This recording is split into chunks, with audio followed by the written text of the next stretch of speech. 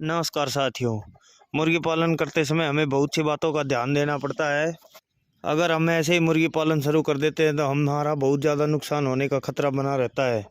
देखिए साथियों, अगर आप मुर्गी पालन शुरू करना चाहते हैं तो, और अगर आपके पास ज़्यादा पैसा नहीं है तो मैं आप लोगों को यही सलाह देना चाहूँगा कि मुर्गी पालन के लिए ना तो किसी लोन की और ना ही किसी से उधार लेने की ज़रूरत है।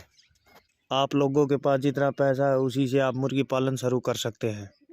कम खर्च में मुर्गी पालन शुरू करने के लिए सबसे पहले इनके रहने की व्यवस्था करनी पड़ेगी, जिसमें आपको कम लागत में या तो हो सके अपने पुराना मकान हो या कोई कमरा खाली पड़ा हो, या फिर आप बांस से निर्मित इनके लिए फार्म बना सकते हैं जो कम से कम पैसे में बनेगा।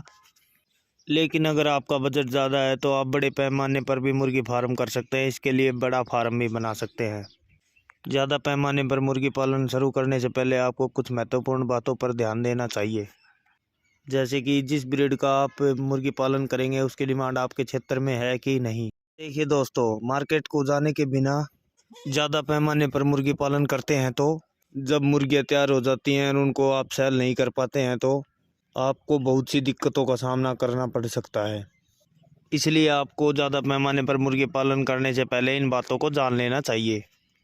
और इसके साथ एक नई बातों को जानना ये भी है, आप लोग जिस भी ब्रीड की मुर्गी पालेंगे उसका हैचरी आप लोगों के नज़दीक में है कि नहीं, मतलब उस ब्रीड के चूजे आपको लोगों को नज़दीक में मिलेंगे या नहीं। देखिए, अगर आप ज़्यादा दूर से बच्चे लाते हैं तो इसमें आपका ट्रांसपोर्ट का चार्ज बहुत ज़्यादा लग जाता है, जो कि आपके लागत में ही काउंट होगा और मुनाफे में से कम होगा।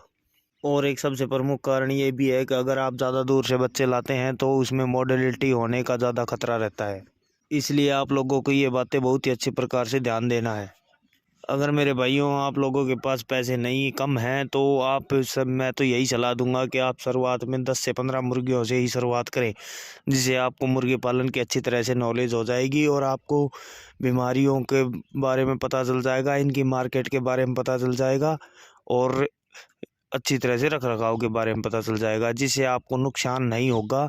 और मैं तो आपसे यही प्रार्थना करता हूँ कि आप 10 से 15 मुर्गियों से ही शुरुआत करें। 10 से 15 मुर्गियों में आप 10 मुर्गियों पर 2 मुर्गे लेकर आ सकते हैं, जिससे आपको मार्केट में अंडों की सेल के बारे में पता चल जाएगा, कितने महंगे आपके मुर्गियाँ बिकती हैं उनके बारे में पता चल जाएगा। और कोशिश रहे छोटे चूजे लाने की। अगर आप बड़े चूजे लाओगे तो आपको मार्केट में 400 से 500 रुपये के मिलेंगे देसी के बड़ी मुर्गियां। उसमें आपका शुरुआती लागत भी काफ़ी ज़्यादा आएगी, खाने पीने में भी। तो इसलिए आप शुरुआत करें छोटे चूजों से ही। धन्यवाद। चैनल को सब्सक्राइब ज़रूर करें।